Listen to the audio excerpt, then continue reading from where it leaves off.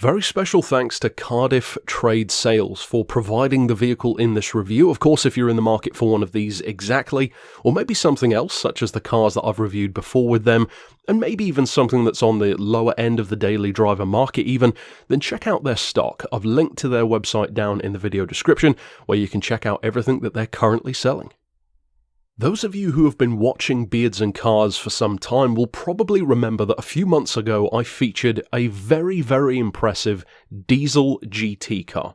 In fact, it was another 6 Series, the previous generation in fact, the 635D. This is the natural and certainly worthy successor to that car, the 640D. And for those of you who did watch that review, you will doubtless remember that I showered that car with praise, because in my opinion it was a nearly perfect all-round GT car. It looked great, had fantastic fuel economy, really good performance for what it was, the used prices are good, the space is good, etc. It was a genuinely usable daily GT car. There were, however, a couple of notable drawbacks, not so much on the side of practicality, but more on the side of it being a GT. One of those was it didn't sound all that great, and the second thing was it wasn't quite charismatic enough for a GT car. So yes, it was a fantastic practical choice, of course with great fuel economy, but it didn't necessarily have the wow factor or the fun factor of, for instance, my GT of choice, a Jag XKR. I'm very pleased to say though that this car has now ticked those boxes as well, because for everything great about the 635D, this is an even better car. Now, in terms of generations, of course this was the replacement. Now technically BMW gives different designations in terms of like Mark 1, Mark 2, etc. to the convertible and the hardtop. That's a bit of a weird way of doing it in my opinion, considering that they're basically the same car but one has an open roof, but for whatever reason that's the way they like to do it. So technically the car that I drove last time was an E64 generation, since the E63 is the hardtop and I drove the convertible. This time around, this is the F generation, F12 and F13. The F12 being the convertible this time, so the car that I'm in here is an F13 Generation 6 Series. Now in terms of some of its specs, it's actually surprisingly similar to that previous car. It still has a 3-litre 6-cylinder turbo-aspirated engine. So where's the improvement? Is it just a facelift with a new name? Is it genuinely better? And if so, why am I saying that it's better than an already brilliant car? To the point where I made a pretty strong potential claim in the thumbnail of the video about this being a perfect GT car. How on earth could a diesel GT be perfect? Well, let me explain. That 3-litre engine is tuned higher than the previous car would be. The power, especially the torque, is way higher. In fact, it has some interesting numbers compared to my car, the Touareg V10, also of course in the high-performance diesel category. For example, this car puts out 313 brake horsepower, which sounds good, but not necessarily amazing. The torque, on the other hand, well, that's where it's at. 465 pound-feet of torque is very high. In fact, that would be high for a conventional, for instance, V8 GT car, let alone a much smaller 6-cylinder, significantly lower in the range model. But get this, the performance on this car is fantastic. Now, the quoted on-paper 0 to 60 is 5.5 seconds. In reality, you're looking at more like 5.2. And of course it's speed limited to 155 miles an hour, but the key thing there is that acceleration, because driving this car was such a fun experience. The acceleration in this thing, it felt, and this is one of the highest praises I can give to a car, it felt almost like an electric vehicle. It was that fast. Now, of course that sounds ridiculous to say that a conventional engine can have that kind of acceleration, but there are different ways of delivering acceleration, and the way that this car does was deeply impressive, and it's all about that torque. And unlike, for instance, slightly older high-performance diesel, even my high-performance V10, for example, it suffers from some lag. You put your foot down, then the turbos spool up, then you get going. The way that this car delivers its acceleration actually reminded me a lot of the Supra that I drove. The 90s iconic Supra with that kind of multi-stage sequential turbo which it has, which gives you just this rush of acceleration, which is so fun to feel. And to liken a BMW diesel 6 Series from around 2012 to something as iconic as the 90s 2JZ Supra will be sacrilegious to many JDM fans, maybe even some petrol heads in general, but I honestly think that that is one of the most accurate comparisons I can make. It sounds similar to that car, the performance is remarkably similar, the power delivery certainly is, and even the fun factor really did remind me of that Supra. So initially, just talking performance, it's clearly heads above that previous 635D. That was already a great car, but it was great in a very of its time kind of way. Hot hatch levels of 0 to 60, good levels of power and torque, but not necessarily anything crazy. This car, on the other hand, well, you've got Touareg V10 horsepower straight off the bat. The torque can exceed many petrol GT V8 cars, for instance, and the acceleration is on par with something like my Maserati.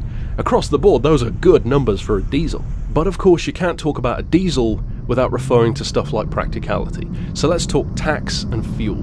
The, for some, less exciting aspect of these reviews, but I think a hugely important one, and in the case of this car, a very impressive one, because the tax on this thing is £165 a year here in the UK.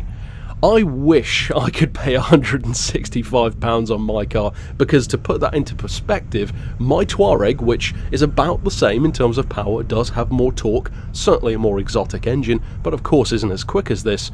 I pay £580 a year tax because of its emissions. This, once again, is £165. That's insane. Then of course we can talk fuel economy, because this is very impressive in that regard. Now, the previous 635D was already great in that way, and one of the biggest recommendations that I gave in that review was, of course, to give it a remap, or at least a tuning box, such as my car has. It makes such a tangible difference to a diesel car, even more so than a chip would to a petrol car, because yes, you get more power, you get way more torque, but you even get a significant jump in fuel economy, as well as better acceleration, and potentially even top speed as well. In the case of this car, well, imagine what a remap would do. Power would probably be up to something like 340, 350 horsepower at least, and the torque would be probably pretty close to that Touareg V10, well over 500 pound-feet easily, and although I haven't double-checked those numbers, it wouldn't surprise me at all if you'd be looking at maybe 530, 540 pound-feet with a remap. Or to give you some real-world perspective on how much torque that really is, that means that this car with a remap would quite comfortably be putting out more torque than a Viper SRT10, one of the largest engine cars on the road, compared to this, a 3-litre 6-cylinder. But let's get back to that fuel economy for just a second, because across the board this is even an improvement over that already impressive 635D. The city rating is 42 miles per gallon. That's already great. For a GT car, that already blows most petrol GTs clear out of the water. On the highway, you're looking at 60 miles per gallon, or a fraction under, and even combined, its combined fuel cycle averages out to about 50 to 51 miles per gallon. That is crazy. Now, I don't care if you're a fan of diesels, you simply have to respect that engineering. To have a car with the power of a Touareg V10, the torque of a Dodge Viper, the 0 to 60 time of a Maserati Quattroporte, the top end speed potentially of something like a Jag XK without the limiter, and the fuel economy of, well, something like a Ford Ecotec hatchback, all combined into a genuine, stunning looking GT. Now let's get to the looks, because I just mentioned that it is a stunning car, and it certainly is. In terms of appearance, that's always the most subjective thing, of course, about any review. Do you like it? Do you dislike it? For me, I always preferred that previous generation. It had a very shark-like appearance. I love the look of that V10 M6, and to me that's still the coolest version of the M6. In terms of normal 6 Series though, well, now that I've seen this one up close and personal and driven one, I think this might actually be an even nicer looking car, and there's one key difference that I think makes me feel that way, and that is something which I talked about with a couple of other cars as well, such as the Porsche Panamera or the Aston Martin Vanquish, and that is road presence. There are certain vehicles which look good, but they don't necessarily catch your attention. There are other cars that dominate the scene. When that car pulls up, you notice it. This is one of those cars. The Mercedes SL is another perfect example. It's just got a lot of presence. It's a big, imposing, look at me kind of car. This has that as well. It looks even more exotic than it actually is, and if for instance you chose to debadge it, as this one is, no one would guess that it was a diesel. Now let's talk about those two downsides that I referenced with the 635D, because that is what I referenced at the start of this video, and is crucial to why I believe this is, objectively speaking, in other words, devoid of personal opinion and just down to facts, a perfect GT car. And I believe that strongly. That's not just a gimmick for the sake of getting some views. The two biggest downsides I said about that previous car were it didn't sound that great. In fact, it didn't sound like much at all. And it wasn't that charismatic. And that's kind of the problem with the diesel. Well, it ain't the problem anymore, because BMW did a fantastic job with this generation. Just one generation separate, with the same size engine, they've managed to change so much about the car. The sound, for example, is even better than that previous vehicle. Now, I haven't looked into whether or not they piped some fake sounds into the car like they did with the i8, so maybe they did do something like that, but either way, it sounds categorically better than the previous car did, that's for sure. In terms of charisma, well, I think you can kind of tell from my review that I had a lot more fun in this car than I did in that 635D. To me, the biggest difference between these two is that that was an academically impressive GT car. This is just an impressive GT car. So it goes beyond just the numbers. In the case of this one, it's got all of the numbers that 635D had. This has the great fuel economy, the great tax, the great acceleration, the torque, the power. But this one also has the fun factor. It has so much more personality than that previous car had, and even though that one's still great in its own way and is still, and this is one of the biggest advantages of that previous generation, a little bit cheaper than this one. You can for instance buy one of those for about 7-8 grand, whereas this one you're looking more like 12 or 13 for a private seller.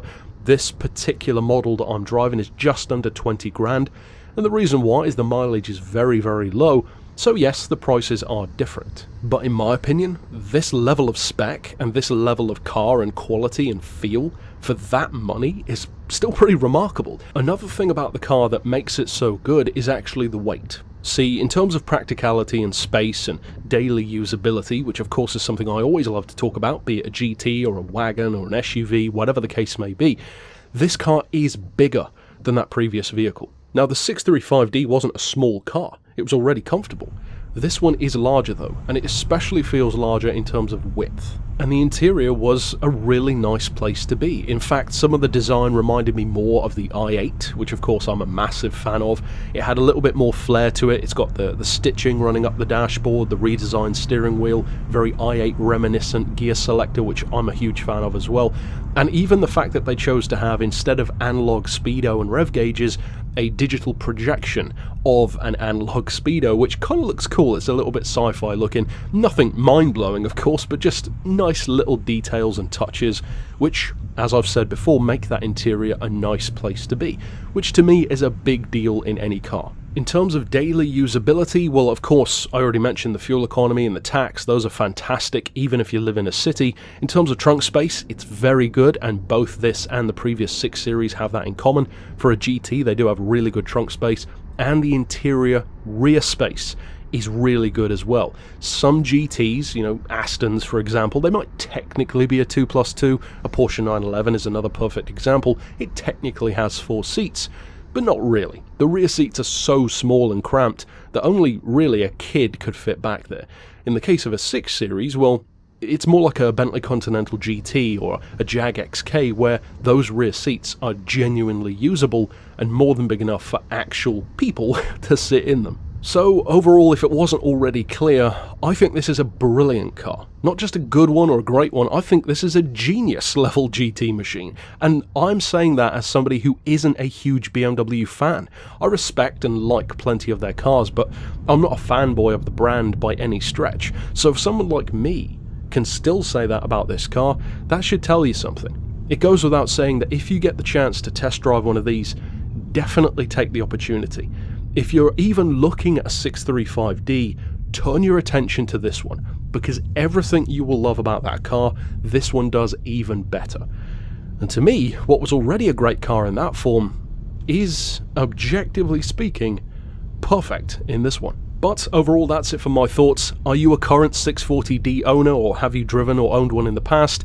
Tell me about it down below. What did you think? Did you love the car? Do you agree with me? Did you maybe have some downsides that you'd like to share with other viewers? Of course, all of that is beneficial to hear. And if you are new to the series, be sure to check out that 635D review, as well as the others that you could see annotated on screen when I mentioned them. And of course, if you want to just check out all of my previous reviews, click the playlist here on screen. But until next time, I'll see you then, and for now, as always, thanks for watching.